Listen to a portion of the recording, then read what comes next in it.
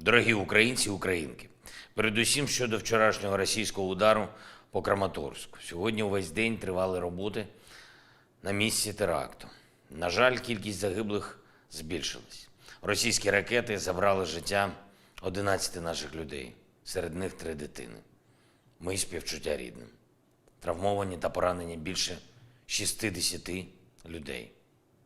Сьогодні працівники Служби безпеки України разом з спецпризначенцями поліції затримали особу, яка скоригувала цей удар терористів. Просто по кафе в Краматорську, по популярній піцерії.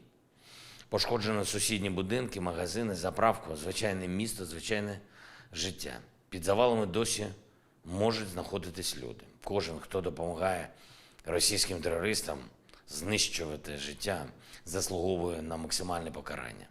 І це стосується не лише якихось там колаборантів, про них все ясно. Це люди без людяності. Кожен у світі, хто не розуміє, що не можна бути спільником державі-терористу, повинен за це відповідати перед усією міжнародною спільнотою. Коригувальник проходить за статтею про державну зраду, можливе покарання, включно з пожиттєвим. Спільники держави-терориста повинні розглядатися як зрадники людства і людяності. Ми продовжуємо нашу роботу заради посилення міжнародних санкцій проти Росії та її спільників.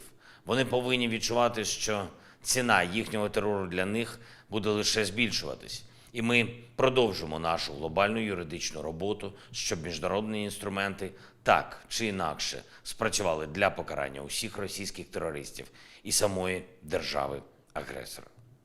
Сьогодні у зверненні до Верховної Ради України з нагоди Дня Конституції я говорив, зокрема, і про справедливість, про внутрішню справедливість, те, що стосується відповідальності за порушення права в Україні, і про справедливість у зв'язку з російсько-українською війною, про відповідальність Росії за злочини війни. Політика справедливості буде однією з основ української доктрини, фундаментального документу, який визначатиме курс нашої держави на десятиліття. Такий документ нам потрібен.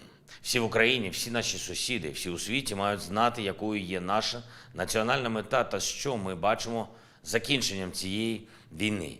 Як ми збираємось жити після цієї війни? Що б там не намагались робити окупанти проти нас, і до якого би терору вони не вдавалися, їм не вдасться зламати Україну.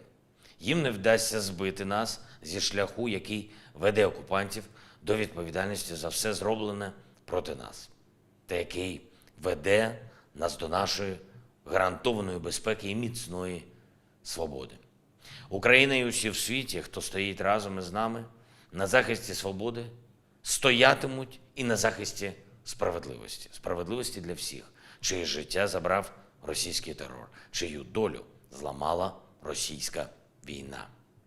Вічна пам'ять усім нашим людям, усім українським дітям, які були вбиті російськими нелюдами.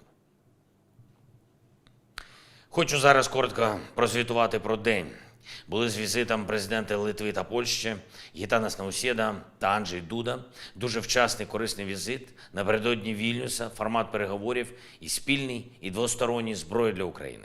До речі, я дякую Гітанасе, пане президенте, за рішення закупити і передати Україні системи НАСАМС. Це дуже потрібно. Обговорили спільні політичні виклики і загалом в регіоні, і між нами, між нашими країнами. Звичайно, говорили і про початок переговорів про членство України в Євросоюзі, що очікуємо цьогоріч. Зустрівся із головним майстер-сержантом 47-ї окремої механізованої бригади Магура Валерієм Маркусом.